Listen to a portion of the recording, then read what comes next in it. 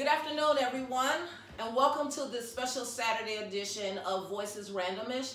I'm your host, Eldridge Alexander, and I'm joined by four courageous people here who have come to give their story. Today's topic is about men and miscarriage. Before we get started, I'm going to share some statistics, but I would like to introduce my courageous guests, starting with Sahir Mohammed, Mona, Angela, Rufus Lynch. And thank you, everyone. Miscarriage is a sensitive subject, and I wanted to broach the topic because we had talked about this on Voices RandomISH last week, Tuesday. It was one of our topics. It was the opening, but we talked about it from the perspective that women always talk about the emotions and aspects of miscarriage that they go through. But I really thought it would be interesting, and if we could hear from men, since a lot of times men have feelings, but they don't get expressed for the most part. So today we're going to talk about men and miscarriage and the fact that men do hurt. I want to talk to you, first of all, and give you a definition about miscarriage. Miscarriage is defined as the loss of pregnancy before 20 weeks.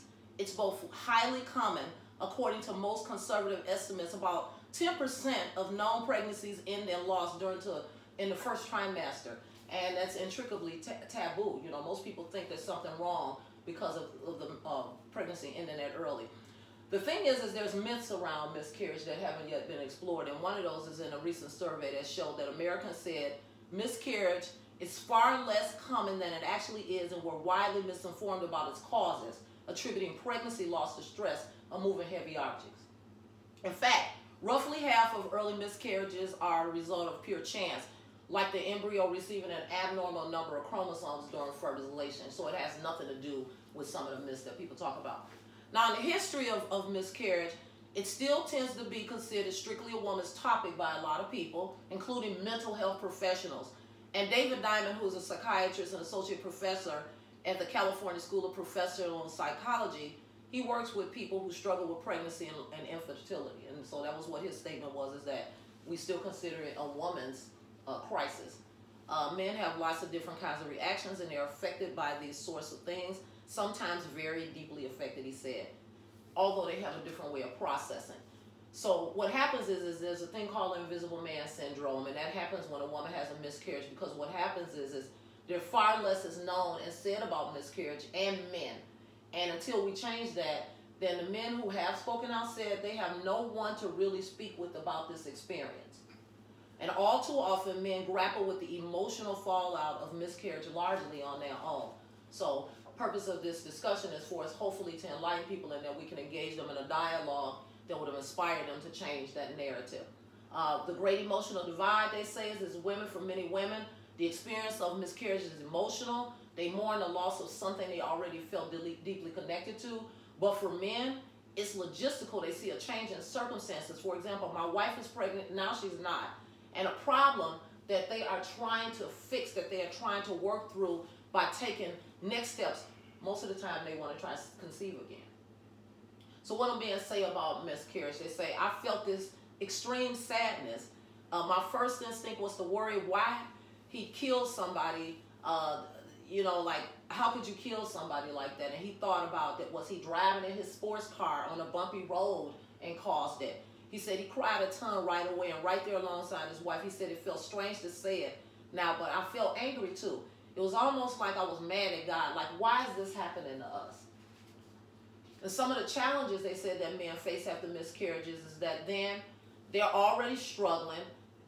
They fail to get help, okay, for whatever reason. And for the most part, it's part because they don't necessarily present their grief in a way that others recognize. So going through grief in a logical manner, you're not going to see men crying and bawling. And then the fact of how men actually cope, there's really no research on how men process the miscarriage, but mental health experts say that they rely on anecdotal experiences for men to come forward and talk about it. But if you don't have people talking about it, then that's going to be an issue. So today what we really want to do is open up the floor, and I'm going to ask you guys some questions and ask you to share. And again, I really want to thank you for the courage to come forward and talk about a subject that can be very sensitive. It can bring back emotions, and this is a real safe space, so whatever you feel comfortable in doing that. The first question I want to do, and this is for everybody here on the table, and you can answer how you want. I want to know how long you've been married. We've been married for 8 years. Okay. 8 years, alhamdulillah, We've been knowing each other since birth. Okay. Okay. And on and off since we were 11. So it's alhamdulillah. Thank you. And how long have you been married? We've known each other for 8 years. Okay. Going on 9, but we've been married going on 5. Okay. Okay. Okay. What brought you together? You said you knew each other since birth, so I'm interested in hearing how you all reconnected, and let's just open this up and talk about it. Previous relationship with one another, excuse me, throughout our childhood into adulthood, and just coming back to that reconnection. Okay. Okay. How about you two? I met her through a alleged friend. Okay. And alleged friend? Yeah, alleged friend? Yeah, he was an alleged friend. Okay. I come from prison culture. Okay. You know, so we don't get the opportunity to really reach out, you know what I'm saying, with the outside world like that. Mm-hmm. And this individual was in a work release setting, you know, when he had met me. I was working with him. Okay. And so at the time that, you know, he and I, you know, we had met on 2 occasions. You know, Okay. Once when we was on out of state prison system, and then we had got back in tune with one another 10 years later. Mm-hmm. So I was in this program that was a pre-release program to getting out of prison. Okay. And he came through. He had just been demoted from his work release site, and he was at the site where I was at, and I was in the program. I helped him get into the program. Mm-hmm. And we was just, you know, just piggybacking off of each other's ideas as to how we wanted to enter back into society. Okay. And so I presented some things to him, you know. Going back to Milwaukee was out the question for me. Right. Given, you know, I mean, recidivism is very encouraged down there. Mm-hmm. So, you know, I put him up on some things, you know, in regards to how I wanted to spend my public and private life in society. Okay. And so he was like, man, let me introduce you to somebody. Because as the parole system is set up, if you don't have a stable group of people, right, you know, who you're around, care about your job situation and whether you got housing or not, you know what I mean, you're not stable. Right, because social support is the #1 predictor of whether someone is going to be able to be integrated back into society. So by the fact that someone is trying to give you that support, that tells you that even if the person is not in your life now, they recognize what you needed at that time, and that was what the connection was. So you guys been together ever since, you know.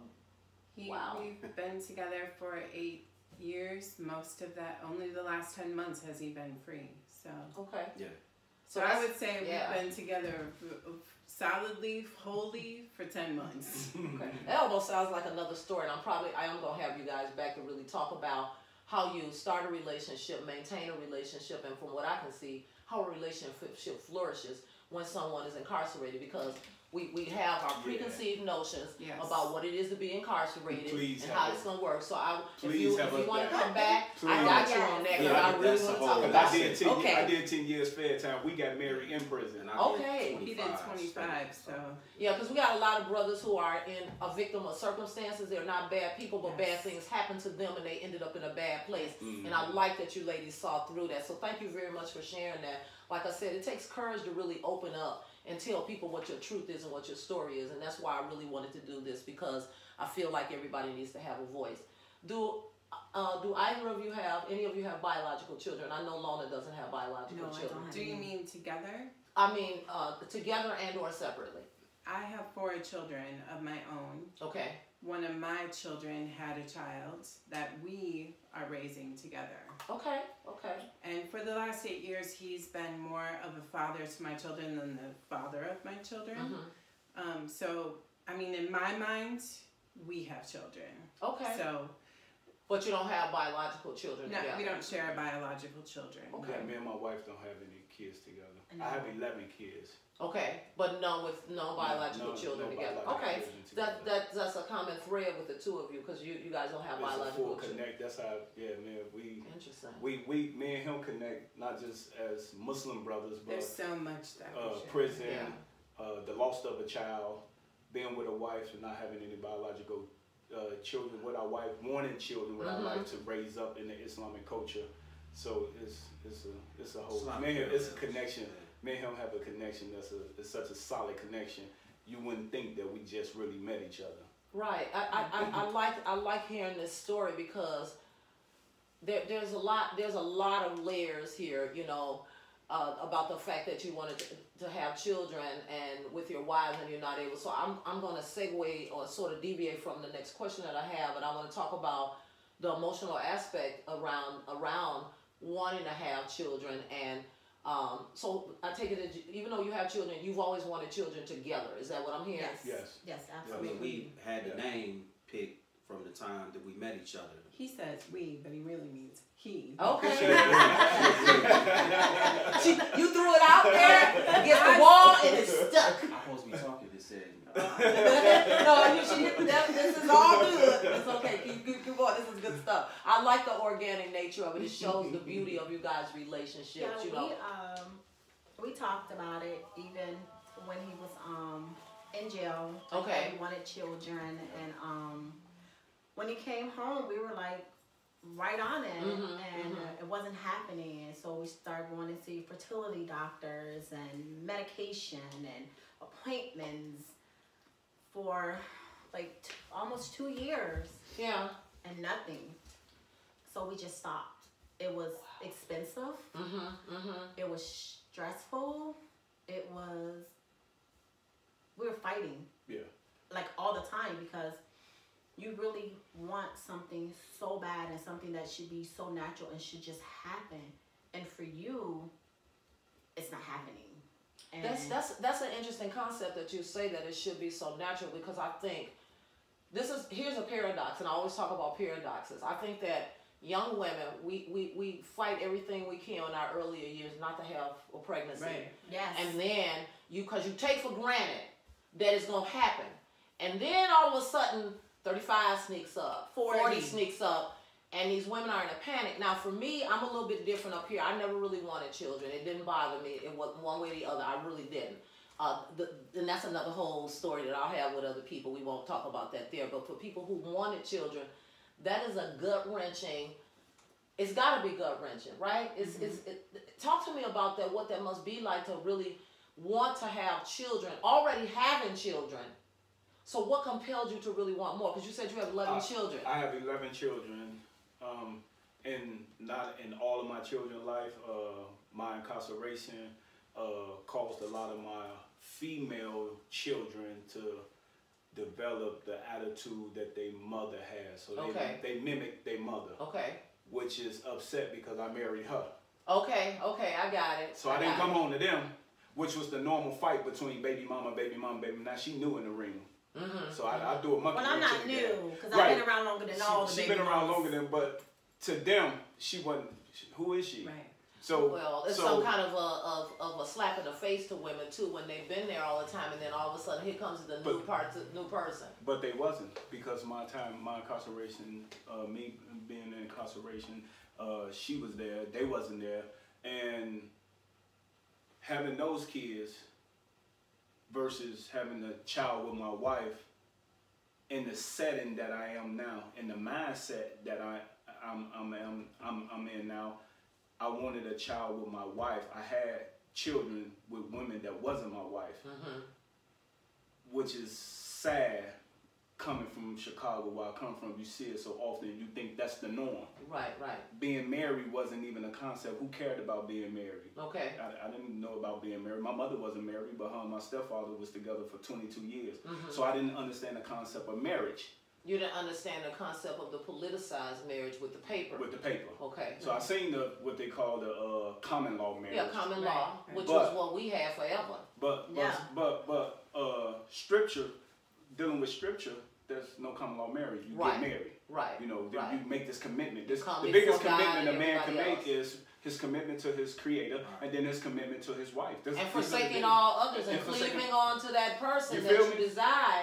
Yes, I get it. So the desire to have a child that I'm Muslim now with a Muslim wife was very big. It's like now I have a chance to give this child everything I should have given to my previous children, but I didn't have the knowledge then that I have now. So when you know better, you do better. Yes. And what you're talking about is the two of you being able to be present and give a piece of yourself, because for a lot of people, and I know for us growing up, we came from big families. I'm second oldest of 9 children, so it's the presence of the parent, because goodness knows It's not any type of financial, you know, it's not like you go in there to be good because they're going to reward you with all of these inheritance and stuff like that. So, yeah, I get it, having a piece of you. So, when you first found out your wife was expecting, how did you feel? Just the fact that you knew you have children now, and here's this opportunity, like you expressed, that I get to have a child with my wife, you know, and it's sanctioned under the institution of marriage. Everything is good. And how did you feel when you heard that you was going to get a chance to be present as a father? You know, we had talked this into existence 8 years ago. Okay. Like I said, we agreed to what the name was going to be. And we would talk about how we was going to raise this baby up in accordance with Islam. And we allowed for her children, you know, who I play a significant role in their life, to, you know, to have the option, right? But my baby, you know what I'm saying? It's on a whole different level. Okay. You know, and the people that I would have the opportunity to take this baby around, you know, I get chills thinking about that, you know, because it's a part of me that I done brought to this world, you know, and giving them an opportunity to see the extension of me. You know, that was one of the happiest days of my life, you know, when she sent me the text and had the little baby, you know, on there, and I was like, I can't wait to get home, you know. So it was beautiful. It was. How about you? Oh, it was mixed emotion. It was mixed. It was happy. It was like, oh, it's really happening. You know what I mean? It was like wow, okay. For me, it was like, I'm happy. I'm super happy, but I was like, wow, this is gonna be 12 for me. Okay. This is. What you talking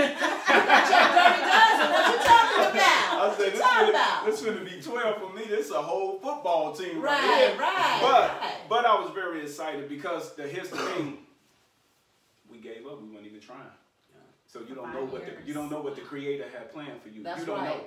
That's right. You know, you're just the instrument that He used in order to fulfill His plan. Either He used you or He don't use you. And it just so happened in that moment, He used us in order to come together, and we have brought forth life. So it was like, wow, I'm gonna have a child. So we started. Here goes some names. What you think about this name? We were arguing over the names already. Arguments have started. Like, no, we gotta go with this. And this society ain't gonna accept this name. And we gotta go with this name. And when they look at job application, we want to have this name. We was playing business, like college, careers. Yeah, we don't want our baby getting looked over, and we were arguing. Right, you didn't want a child now purple, you know, something like that. Blue, purple, green, west, and east, and north. Yeah, we couldn't go. It was crazy how the names we really were, because I was looking at it from. We're gonna give our child the tools they need to be successful. Yes. So that means right down to the name that we choose, because I'm a different type of parent. I know my child's going to be raised right, educated, and I know my child's going to go fill out an application. If I feel like you saw Muhammad, I'm coming down there. Why my baby didn't get the interview? So I was trying to tell Sahir, and he's like, our baby name is going to be Adam, Ali, Muhammad. Sahir. I said, no. I said, we can't do that. I say, we need to name him John. I say, we are going to accept our child. We're going to love our child. We're going to know that our child isn't a threat. Right. I say, but society isn't going to know that. Yeah, because there's a bunch of stuff heaped up in that name. There's a bunch of meaning heaped in the name Muhammad. Yeah. I say, we cannot set our child up for failure. That's right. Because we don't know how our child is going to be able to emotionally deal with that. We don't know what it's going to lead to. You're strong. You're going to be there to protect your child. But everybody's going to taste death. We're all going to die. You're not going to be here forever. So we need to make sure we're giving him or her the tools to survive and be strong after. They can't constantly have this battle of this name. Right. We can't do that. So it was like we figured out like little ways. Like, okay, we'll do this, and we have to put the young on the end. We can put the other stuff in the middle.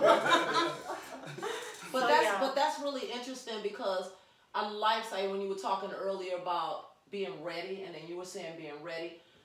it shows the readiness because of the fact that you had the wherewithal to think about how the name would impact the child. Was forward thinking. Now, you know, when we were younger, our parents looked at TV and saw somebody on TV and said, I like that person, and they named their children that.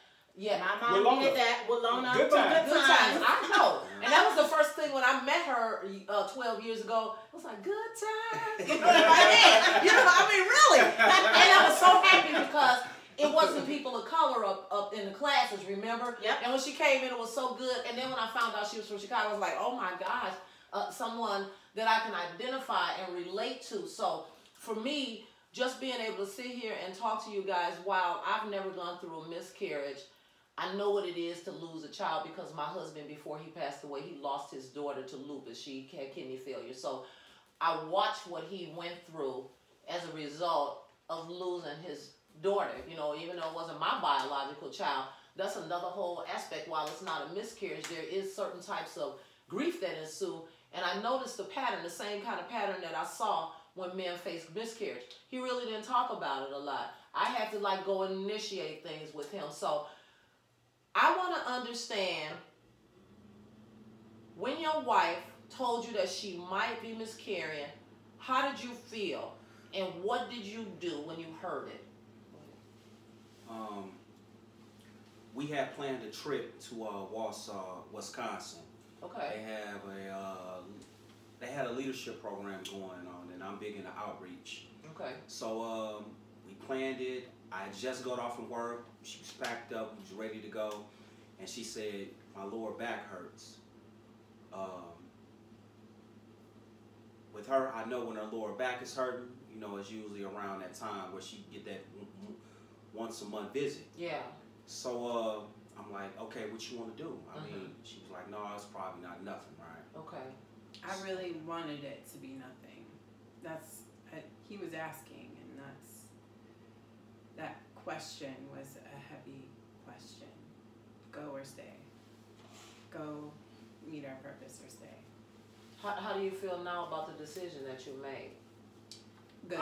I don't Okay. regret the decision. Okay. You know what I'm saying? Because everything happens for a reason. You know, but for me, as a protector, you know, when it goes from, it progress from the back pain, we get to the hotel, you know, she bleeding, we make a phone call to the doctor, they let us know that it might not be nothing, it could be this. So at that point in time, it's like, okay, well, what do you want to do? Right. I've never been through nothing like this before, you know, so I'm trusting the direction you want to go in. Okay. You know? So at this point, you're deferring to your wife to tell you what do I need to do, baby, to make everything all right for you. Right, because I think I would be out of place to take the lead on that.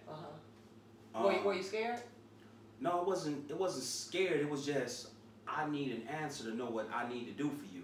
So No. if you weren't scared, do you think it was your ego kicking in? Because you talked about the protector. Yeah. You know, because whenever we have a situation where something is going on with another loved one, your ego kicks in, and either you run from it or you run to it. It sounds like to me you were running towards whatever you could do at that point. I don't do gray areas. It's either black or white with me. Okay. You know, and I live with the results afterwards.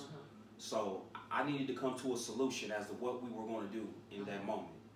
You know, and so we stayed. Okay. How do you feel about the decision your husband made? So I remember it a little differently. I don't remember him asking me what we should do. I remember him asking me, telling me, I think we should stay. Okay. And asking me for that permission, kind of. And maybe that's what he means, that he was asking me. Okay. But it was more permission than asking my guidance. Okay. Right? Okay. So, and that's deep. That's deep that you make that distinction, permission versus guidance. right. So when he asked me that, he brought to my attention, we're here for a reason. And whether or not I was going to lose this baby or not was going to happen no matter what. Right. So my thought was, we are here for this reason. We are here. So when we first got to that hotel, the spotting that I had was not concerning to the point where it was like, okay, this is happening. Right. So I really wanted and dug into the fact that if this was going to happen, Allah is in control. God is in control. So, and how far along were you? I was almost 12 weeks along. Okay, so about 3 months. And I loved the fact that we were having this baby. So my whole, I had miscarried twice before. Okay. So the progression of that miscarriage was what I was doing. Okay. The steps were familiar. And I almost had just sort of said to myself, it's going to happen. Like, prepare for that, because that seems like the reality. Did you allude that to your husband? I told him that this was what it was like before, but I hope that it doesn't progress. So what did you do? How did you feel at that point when she told you? What was going on? I was confused. You know, like, I'm like, well, how is it that you just had an ultrasound? Right. And they said everything is good. Let's get on the phone and call, you know, your Well, that's what doctor they and see. said on the phone, too, was... Yeah. And to say that to a woman going through a miscarriage, to say, well, I don't understand why you're doing this, because the pictures of the baby were all good. Who says that? The nurse on the phone. Okay. I don't understand why you would be like. I think she was trying to soothe me, but really the outcome was, well, if it's not the baby, then who made this happen, right? What circumstance made this happen? So did you know about that conversation? Were you overhearing in earshot? Well, I was It was on I was in speaker, range, he heard but it. yeah, So what was going through you? I want you to go back and just think about what was going through. When they said, okay, well, the ultrasounds was good, you know what I mean? Right. You described what the blood looked like. You know, it doesn't appear to be anything that would warrant a miscarriage. So I felt relief. Okay. I felt relief. Because you had deferred to the didn't know. paraprofessionals and the medical professionals. Right. You were going with your intuition and your gut. I was preparing for the worst and Yeah. hoping for the best. Because you had previous experience where your husband doesn't have that history. When you first found out your wife was miscarrying, how did you feel? Ours was different though. Yeah, ours was different. Tell me.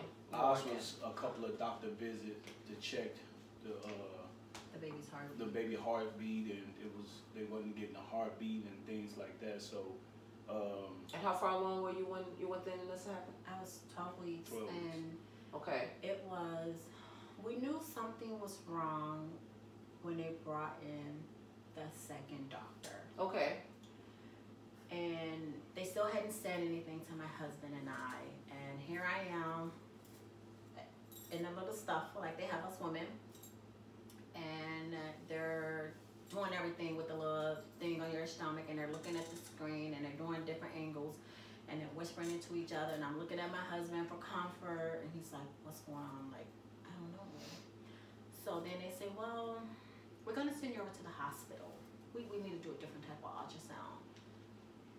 I can see the panic on my husband's face. I'm panicking. I'm stressing. And I'm like, okay. They're like, make sure you go with a full bladder. Okay. No problem. So we get there, and the first thing that the tech tells us is, I'm just doing your ultrasound. I can't answer any questions. Which is true. And we're like, okay. So my husband and I go do the ultrasound. They do two. They do internal and outside. And I'm like, can we have a picture? I asked the tech, I said, can we have a picture? And she's like, oh yeah, sure. Mind you, at this time, we still don't know something's wrong with the baby. Right. So they tell my husband and I to go out to the lobby and sit, and we're nervous. And they're like, the doctor's gonna call you on the phone. So when the phone rings, the reception calls us, and she said, your doctor's on the phone. So my husband and I walk to this like little phone booth, and we go in this tiny room, and we're both trying to hear on the phone, and she tells us the baby heart stopped beating, and I just break down. What happened to you at that minute when you heard that? Your wife, where did you go? What happened to you? No, I just held up. I just held up at that moment. But something was going through you. What was going through you at that time? What were you thinking? Now, my concept is I had to look at it from an Islamic perspective, and so because we understand death in a different way, it was just like, you know, I knew something was going on. We sending us to all these different places and stuff like that, so I knew something was going on. So it was kind of like getting prepared, but it was like, be strong for her, because I know my wife wanted this. I wanted this with my wife, but I know she wanted it more because she don't have any children. She raised children, but she didn't have any children. So it was like I gotta be a little strong for her right now. Like, I put mine on the back burner. You know. Where was your release though? Because I hear the logic coming back in again, and you have emotion there. Where did you go release that? You had to do something. Lift weights. So you lift weights. You put it in weights. Antagonized the weights harder and stuff like that. Like, you know, I was emotional, but I was like, you know what I'm saying? Like, I had to be strong for her. It was emotional for both of us, but I had to be strong for her at that moment, because I knew something was going on. Like, y'all ain't sending us to all these specials. Like, I got 11 kids. Come on now. I've been through pregnancy. I know when checkups and stuff like that.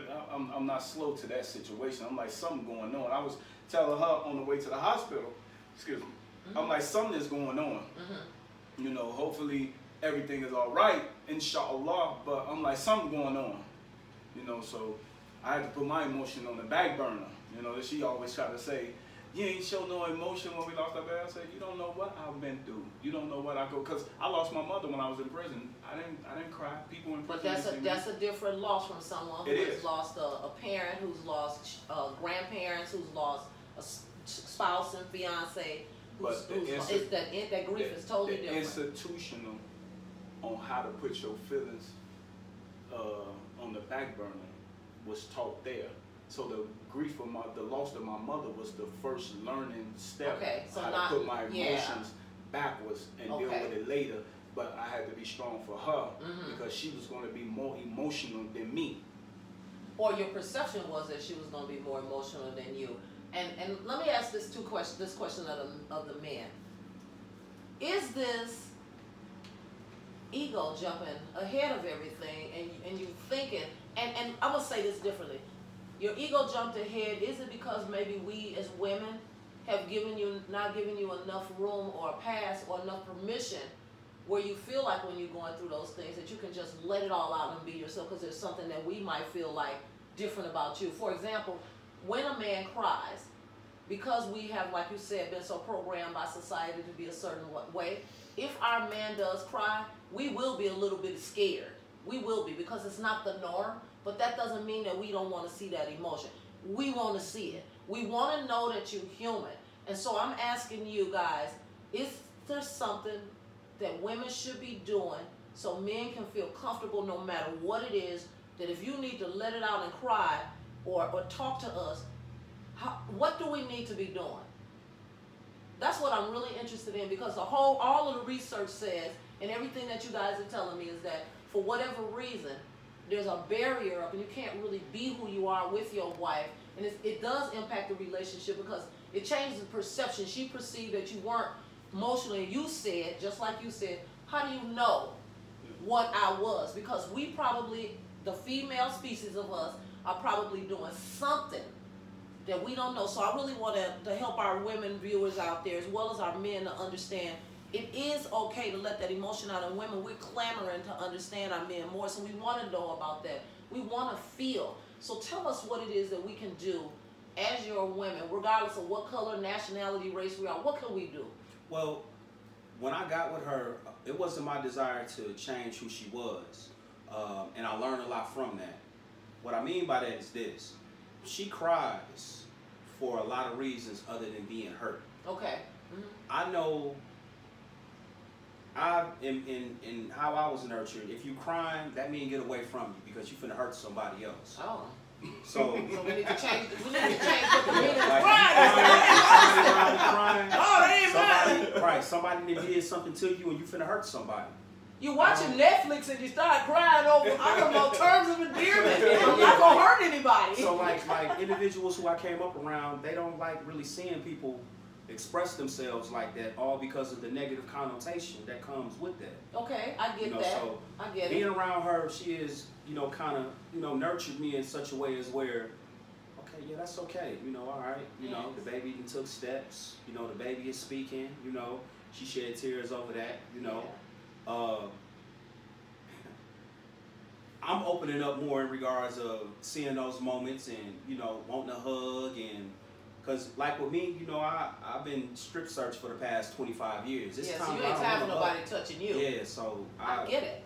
You know, but yeah, you know, I don't really express myself as far as with that type of emotion, you know, and I crave it. You know what I'm saying? Because I know what it means. See what I mean? Women, they crave it. Yeah, I do. You know, but, you know, that's why I can never be complete as far as with my growth, because it's always something that I can improve on in regards to me. And that kind of went into what I wanted the name of my seed to be, you know, legacy. Okay. You know, because it's like, you know, I mean, when my child tell you what their name is, you know what time it is, you know, for the most part. Well, the thing about a name, there's meaning enveloped in the name, as we talked about earlier, and you do have to be careful. The Bible and the Quran speaks of certain names. I believe Ishmael was one of the people in the Bible that had a name, and it meant sorrow or something like that. You don't want your child to walk around with a name that you don't know the meaning of, and then it connotates something else, and somehow or another that life will get lived out. There are several different stories in the Bible about different names and why people, you think about Paul and Saul, those types of things, and what the meaning of Paul was versus the meaning of Saul, and what Paul was able to do as a result of being Paul as opposed to Saul. So I think you make a really good point about that. I did want to get to the comfort that you receive, because we talk about the fact that you cannot let that emotion out. Your wife has given you a safe space, and she's given you, I'm not going to say permission, but she's made the environment non-threatening for you, and you're not intimidated, and it's not an affront to your manhood if you do show that emotion. So for you, what comfort did you receive, and what comfort would you have liked to have received? And I'm going to ask that question of both of you, so I want you to tell me, because even though you didn't necessarily know what you needed, sometimes your wife can sense what you need. So what did you get